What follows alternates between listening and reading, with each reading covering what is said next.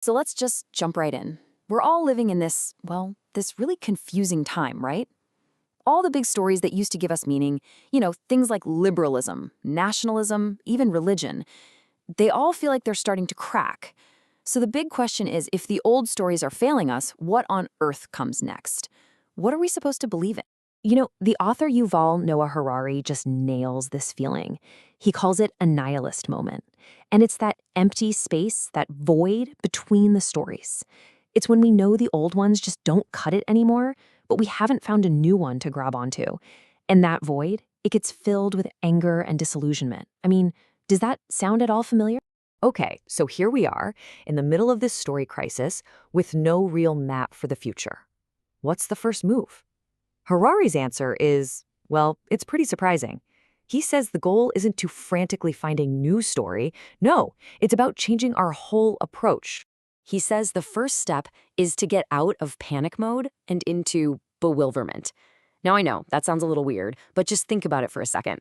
Panic comes from this place of arrogance, right? It's the feeling that you know exactly what's coming, and it's almost always something terrible. But bewilderment, that's humble. It's just admitting, you know what? I really don't understand what's going on. And it's from that place of humility that we can actually start to see things a little more clearly. So let's try it. With this new clear-sighted bewilderment, let's look at one of the biggest paradoxes of our time. On the one hand, humanity has never been more connected, more of a single civilization. But on the other hand, gosh, it feels like we're retreating into our own little tribes more fiercely than ever. The Olympics are just the perfect example of this. Every few years, the whole world gathers to celebrate how different we all are. Every country waves its own flag, sings its own anthem. It's all about national pride. But if you kind of zoom out, you see something really fascinating. The way we celebrate our dividends is itself this global, uniform thing. And this hidden uniformity, it goes way deeper than just events. I mean, take the very symbols of our national pride, our flags. We think of them as these totally unique emblems of who we are, right? But are they really? And this just illustrates the point perfectly. Look at these flags. You've got Belgium, France, Ireland, Italy, Romania, and they're all basically the same design, 3 vertical stripes, just with different colors. It's what Harari calls a dreary conformity. It's like we've all agreed on a single global way to express how unique we are. It's pretty ironic. But here's the thing. This symbolic unity is paper thin.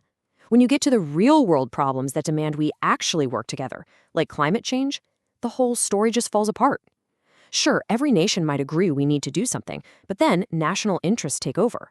Russia might secretly see an upside to a warmer Siberia. The US, trying to protect its own businesses, slaps tariffs on solar panels, which actually slows down the move to clean energy. So the bottom line is, our shared symbols don't really translate into shared action when it counts. So what's going on here? How can we all agree on what a flag should look like, but not on how to save the planet? The answer, it turns out, is in a uniquely human superpower, our ability to believe in fictions. This is the absolute core of Harari's argument. Think about it. Things like nations, religions, money, even human rights, none of them are real in the way a tree or a river is real. They're all stories, fictions that we've made up and all collectively agree to believe in. And it's these shared fictions that let millions, even billions of us work together on a mind-boggling scale.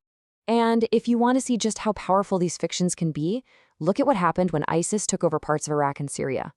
They went on this rampage against any story they rejected.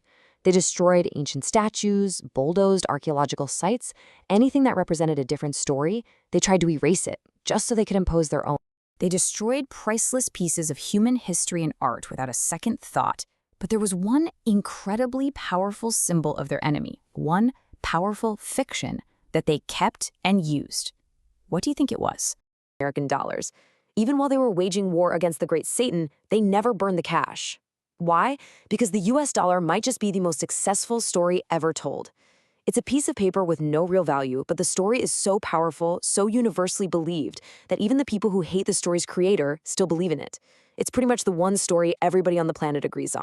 So this leads to a much deeper question. If our whole world is built on stories, should our goal just be to write a new, better one? A story of total peace, prosperity, and happiness for everyone? Well, Aldous Huxley explored exactly that in his novel Brave New World, and his conclusion is deeply unsettling. In the book, a character called the Savage is brought into this perfectly engineered happy society, and he hates it. He rejects the sterile, easy comfort. He demands a life that has meaning, and that means including all the messy stuff: God, poetry, real danger, freedom, and yes, even sin. The leader of this perfect world, Mustafa Mond, hears all this and boils it down to its essence. He says, "In fact, you're claiming the right to be unhappy."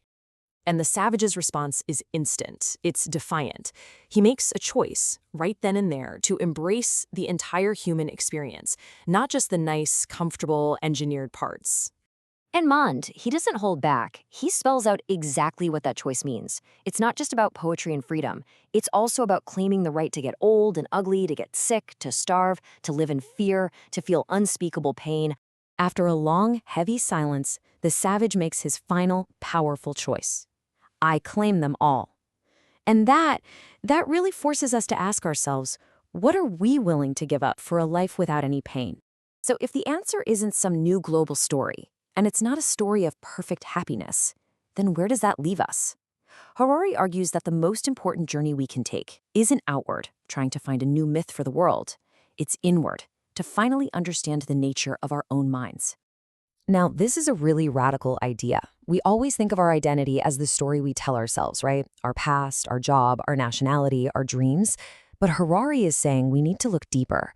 Underneath all those layers of narrative, what are we? The very first step is to realize that you are the one watching the story, not the story itself. And let's be clear, this is not easy. This isn't some casual hobby.